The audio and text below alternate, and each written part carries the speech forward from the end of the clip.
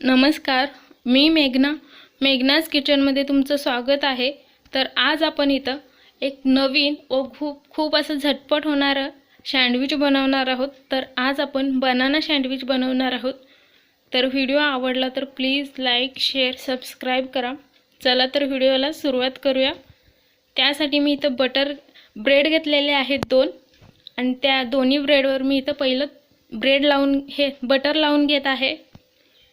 हे बटर लावल्यामुळे खूप छान लागणार आहे सँडविच। तर तुम्ही इथं 1 किंवा 2 ब्रेड लावलात तरी चालेल बटर। तर हे दोन्ही ब्रेडवर इथं लावून झालेलं आहे आणि त्यानंतर एक केळी घेतलेला आहे। तर ह्या केळीचे असे साल काढून घेतलेलं आणि त्यानंतर असं पातळ असं ह्याचे काप करून घेतलेले आहेत। तर खूप असं मोठा असेल बनाना तर तुम्ही एकामध्ये असं 2 इथं अर्ध करून घालून घेऊ शकता आणि तुमच्या आवडीप्रमाणे केळीचे काप आहेत तो कमी जास्त सुद्धा घालून घेऊ शकता। तर एका ब्रेडवरती मी सगळं घालून घेतलेलं आहे।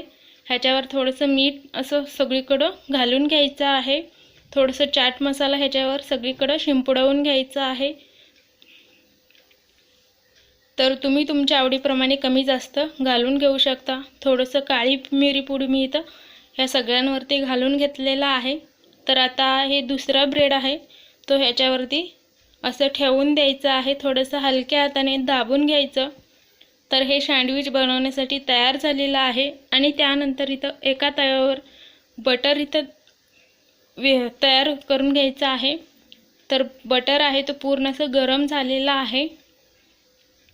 थोडंसं पसरवून घ्यायचं आणि त्यानंतर आपल्याला हे ब्रेड ठेवून द्यायचा आहे। गॅस आहे तो बारीक ठेवायचा आणि बारीक गॅसवर आपल्याला दोन्ही साइडने छान असं क्रिस्पी होईपर्यंत भाजून घ्यायचं आहे। उलटण्याने ह्याच्यावर थोडंसं हलक्या हाताने दाबून घ्यायचं म्हणजे छान असं क्रिस्पी होतात।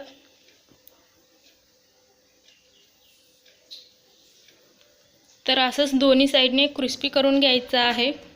तर केळीचं हे सँडविच आहे तो खूप झटपट होणार आहे, पण तुम्ही एकदा घरात नक्की करून बघा, तुम्हालाही खूप आवडेल। मुलं तर तुम्हाला हेच करायला सांगतील। आणखीन एकदा करायचं असेल तर बनाना सँडविचेस करायला सांगतील। तर खूप झटपट होणार आहे। दोन्ही बाजूने छान असं क्रिस्पी इथं झालेलं आहे। तर आता मी ह्याला बाजूला काढून घेते। तर तुम्ही बघू शकता छान असं कलर आलेला आहे ह्याच्यावरती। तर तुम्हाला आजचा व्हिडिओ आवडला तर प्लीज लाईक, शेअर, सबस्क्राइब करा। तर उलटण्याने छान असं मी थोडंसं हलक्या हाताने असं दाबून घेतलेलं आहे दोन्ही साइडने आणि छान असं क्रिस्पी इथं करून घेतलेले आहेत। तर आता मी ह्याला इथं बाजूला काढून घेणार आहे।